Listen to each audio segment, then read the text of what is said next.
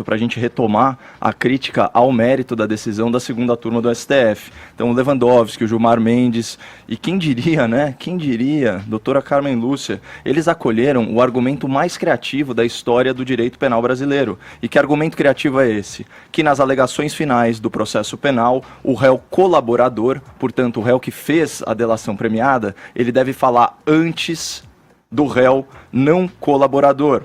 Isso porque, como você bem colocou, a última palavra deve ser sempre da defesa. Mas desde quando que réu colaborador virou acusador ou assistente de acusação? Réu é réu. E a defesa do réu, Edgar, esse é o ponto mais importante, especialmente para quem é leigo em direito. A defesa do réu é contra a denúncia do Ministério Público. O MP, ele usa, o Ministério Público, portanto, usa elementos da delação premiada para formular a sua denúncia contra o réu. Mas todo o conteúdo acusatório que vai orientar a formação da convicção do juiz, né, que vai orientar o julgamento, ele está explicitado nas manifestações do Ministério Público. Isso, inclusive, é outro princípio de direito. O juiz não condena por fato alheio à denúncia, Edgar. Não adianta. Ele é limitado pela denúncia. A atuação do juiz é limitada pela denúncia da parte que acusa. Por isso, a surpresa do professor Modesto Carvalhosa, que você trouxe muito bem aqui, diante de tanta criatividade do STF.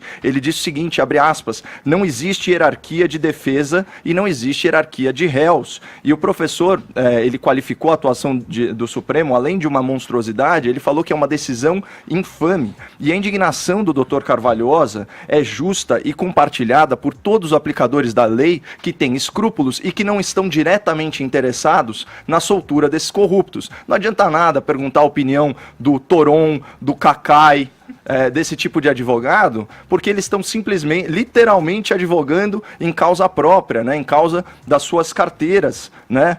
A ordem das alegações finais dos réus, ela não está prevista na lei penal, ela não está prevista na lei processual, portanto, o Supremo Tribunal Federal ousa cobrar da primeira instância que atue de forma não prevista em lei. Isso é um absurdo.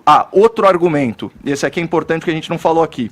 Se essa fosse uma questão de direito tão óbvia, certo? Por que as defesas milionárias dos corruptos condenados pela Lava Jato não haviam questionado isso antes?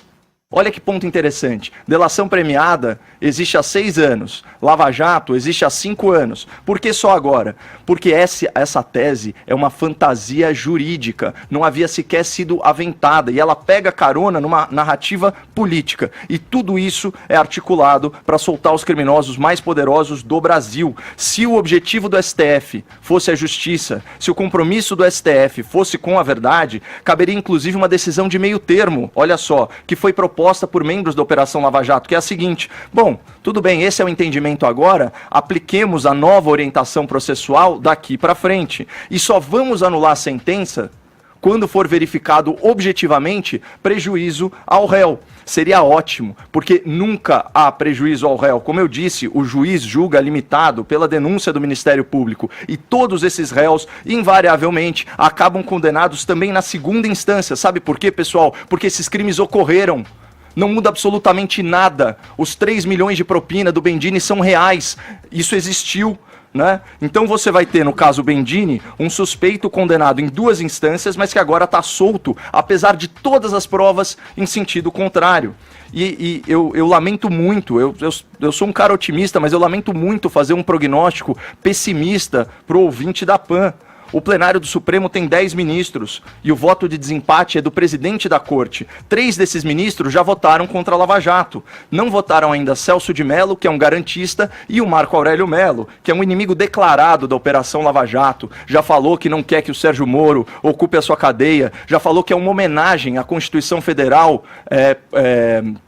não autorizar a prisão após julgamento em segunda instância. Então aí a gente já tem 5 votos, Edgar, faltando apenas a manifestação do ex-advogado do PT, o presidente do tribunal, o senhor Dias Toffoli. E aí está formada a maioria na corte, 6-5. É praticamente uma causa perdida. Então vocês percebem a importância do povo ir às ruas exigir o impeachment de ministros do Supremo que abusam da sua autoridade, que incorrem em crime de responsabilidade, inclusive crime de suspeição. Olha a frase do senhor Gilmar Mendes, abre aspas, a República de Curitiba nada tem de republicana, era uma ditadura completa, assumiram papel de imperadores absolutos. Em outro momento ele fala que atuaram como uma organização criminosa. Você acha que esse magistrado não está suspeito para julgar qualquer processo que venha da Lava Jato?